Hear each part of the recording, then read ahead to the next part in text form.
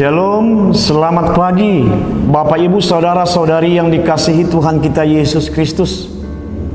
Sebelum kita dengarkan firman Tuhan sebagai nats renungan bagi kita pada hari ini, terlebih dahulu kita awali dengan berdoa. Kita berdoa. Kasih karunia dan damai sejahtera yang daripada Allah Bapa dan daripada anaknya Tuhan kita Yesus Kristus, kiranya itulah yang menyertai kamu sekalian. Amin.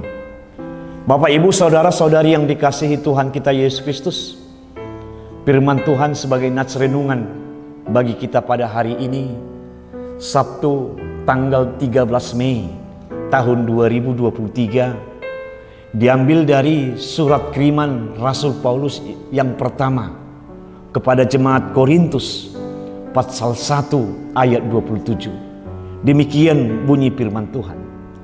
Tetapi apa yang bodoh bagi dunia dipilih Allah untuk memalukan orang-orang yang berhikmat.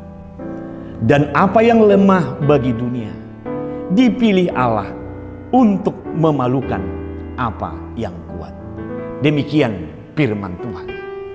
Bapak Ibu Saudara-saudari yang dikasihi Tuhan kita Yesus Kristus, suatu ketika ada seorang petani mengajak kami untuk berbicara.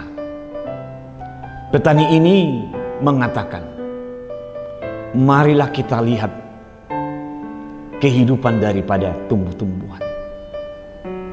Kita lihatlah tumbuh-tumbuhan yang kecil batangnya dan yang lemah batangnya.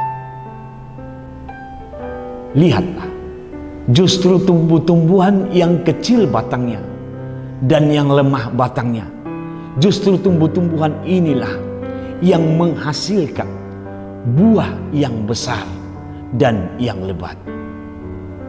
Dibandingkan dengan tumbuh-tumbuhan yang besar pohonnya dan keras pohonnya, justru pohon yang besar batangnya dan keras batangnya, justru tumbuh-tumbuhan yang demikianlah yang menghasilkan buah yang kecil, dan bahkan kadang dia tidak menghasilkan buah. Apa yang dikatakan oleh petani tersebut merupakan suatu perenungan bagi kita semua. Bapak Ibu Saudara-saudari yang dikasihi Tuhan kita Yesus Kristus, jujur, kita sering menilai iman kita sama dengan jabatan atau profesi. Kita harus menunjukkan kemampuan kita agar orang lain menganggap kita orang-orang yang hebat.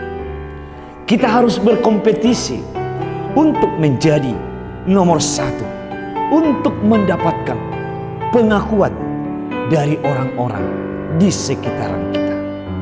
Tapi bukanlah iman atau bukanlah hal-hal yang demikian yang menjadi yang sesungguhnya yang harus kita perjuangkan.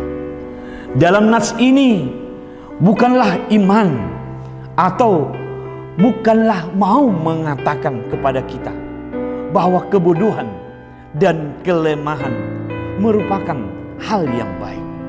Nats ini bukan hanya mau membela yang bodoh dan yang lemah, tetapi melalui nats firman Tuhan ini mau memperbandingkan dua paham yang berbeda, yaitu pola pikir duniawi dan pola pikir orang yang beriman.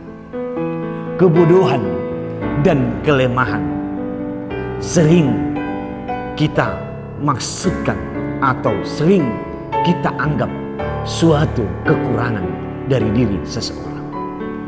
Dari nats ini, kebodohan dan kelemahan bukanlah hal yang baik atau bukanlah hal yang benar yang mau dibela oleh firman Tuhan ini.